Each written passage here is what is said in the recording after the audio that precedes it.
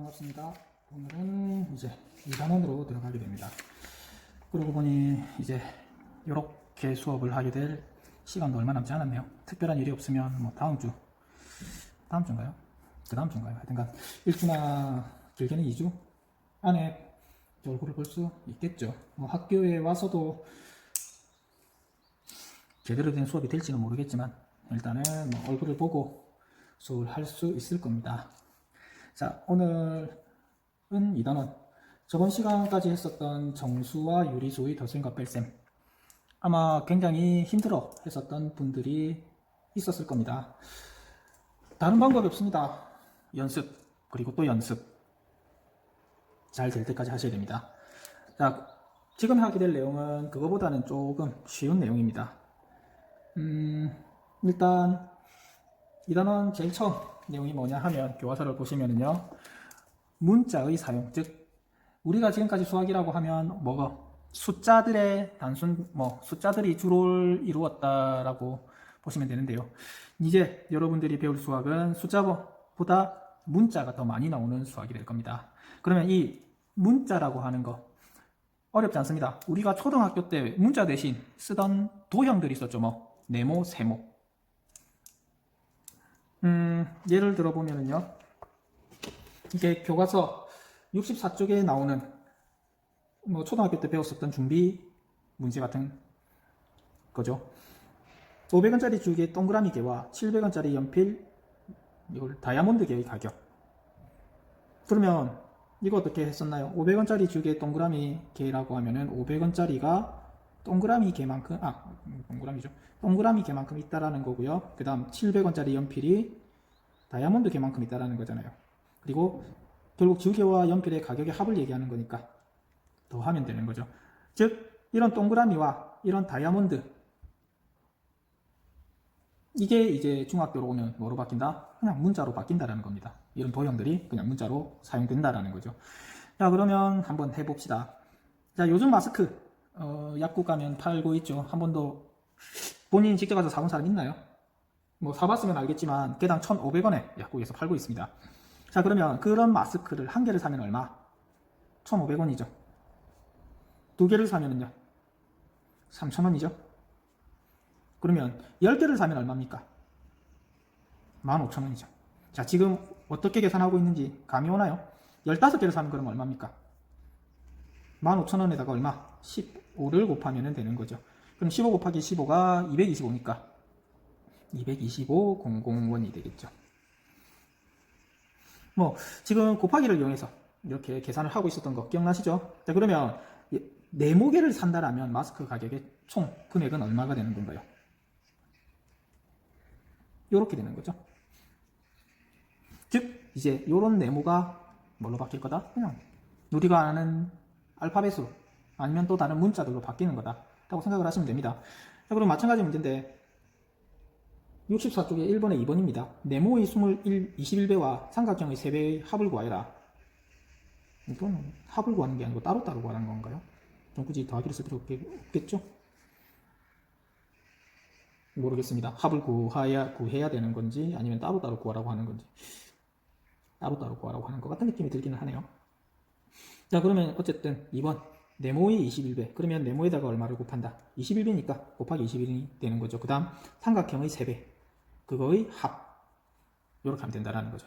즉 뭐다, 얘들은 이런 문자들로 되어 있는 것들, 글로 되어 있는 것들을 뭐 식으로 바꾸는, 즉 오늘은 요거 두 개만 할 수 있으면 끝납니다.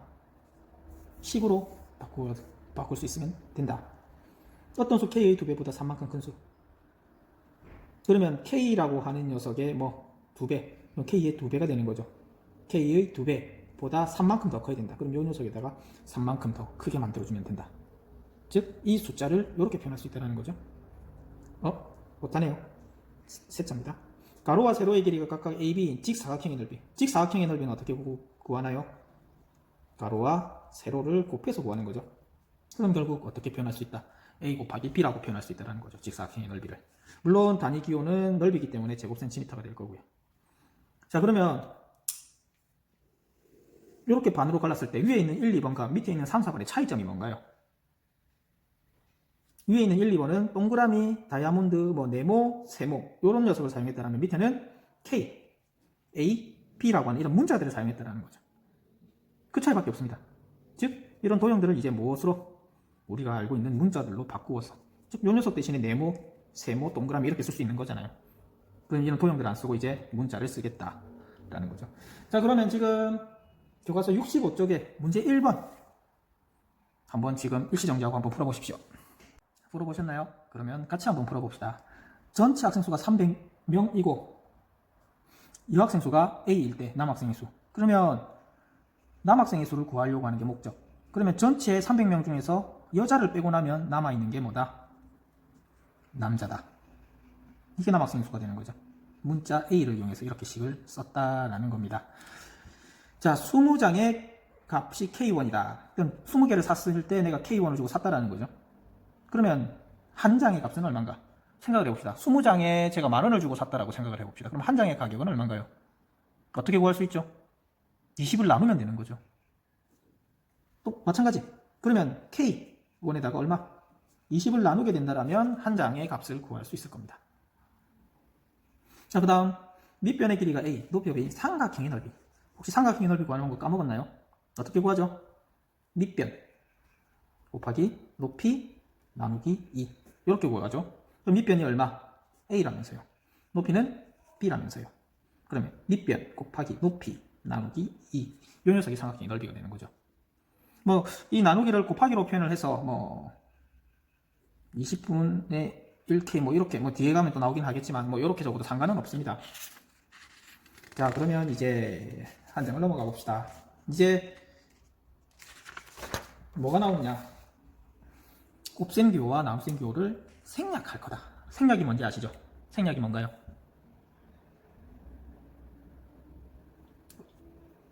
안 적는 게 생략인 거죠. 우리가 양수를 생각을 했을 때 플러스 기호를 생략했었잖아요. 안 적어도 걔는 양수, 기호가 없으면 양수였었죠. 마찬가지 곱셈교와 나눗셈교를 안 적을 거다라는 겁니다. 왜? 귀찮으니까. 그리고 그거보다 더 중요한 이유가 있습니다. 뭐? 헷갈리니까. 뭐? 자, 우리 덧셈교 어떻게 쓰나요? 이게 덧셈교잖아요. 곱셈교는요? 얘가 곱셈기호죠.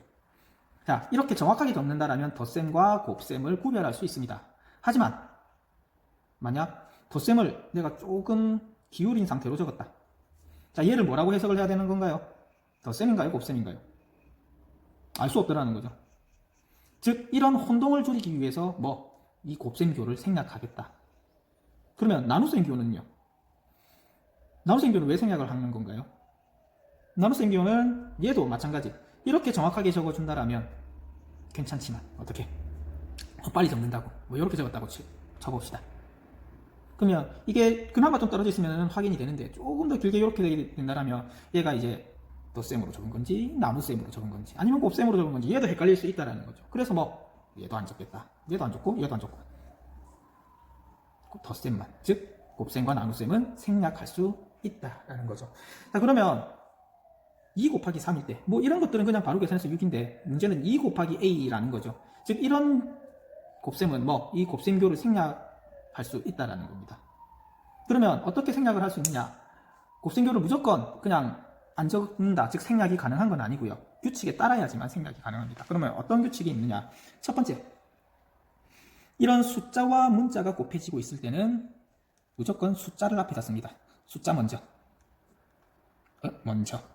먼저입니다. 숫자 먼저, 문자 나중. 문자는 뒤에다 쓴다라는 거죠. 그러면 2 곱하기 2는 어떻게 쓸 수 있다? 그냥 2a라고 쓸 수 있다고요. 숫자 먼저, 문자 나중에. 그러면 만약에 b 곱하기 3 얘는 어떻게 적을 수 있는 건가요? 곱셈교를 생략 안 적겠다라면 3b라고 적을 수 있다는 거죠. 숫자 먼저, 문자 나중. 이해됐나요? 자, 그 다음 두 번째는 문자는 알파벳 순으로 적는다라는 겁니다. 알파벳 기억나시죠? A, B, C, D, E, F, G 이 순서대로 문자를 적겠다라는 겁니다. 무슨 얘기냐? 만약 A 곱하기 B 곱하기 C 얘는 곱셈교 생략하면 그냥 A, B, C인 거잖아요.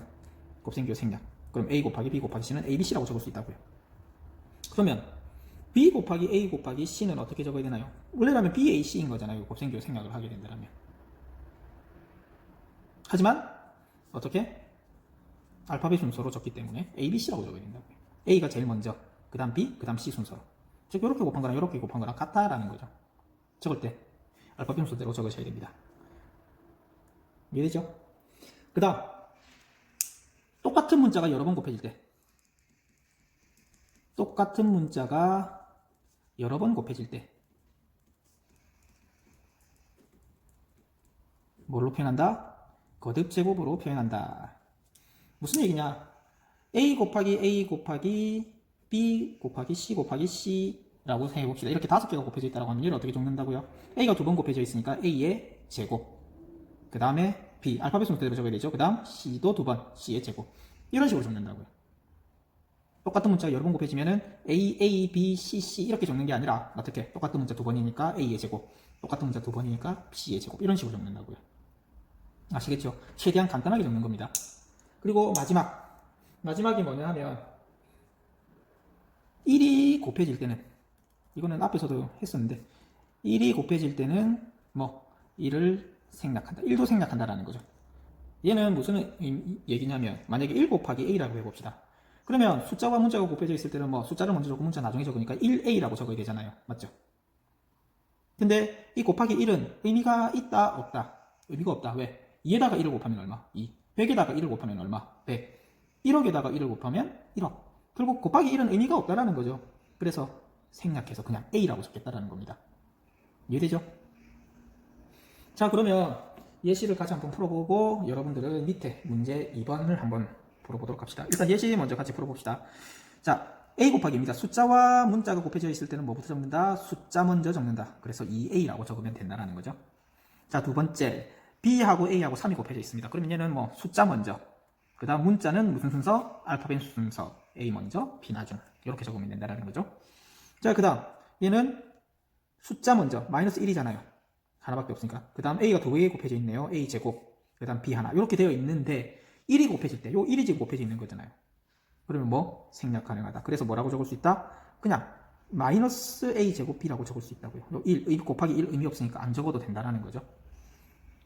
자, 분수의 곱셈입니다. 분수는 분모끼리 곱하고 분자끼리 곱하는 거잖아요. 이렇게 곱하고 이렇게 곱하고. 그러면 분모끼리 먼저 곱해봅시다. 3yz. 그럼 숫자 3, 문자는 알파벳 순서대로 3yg.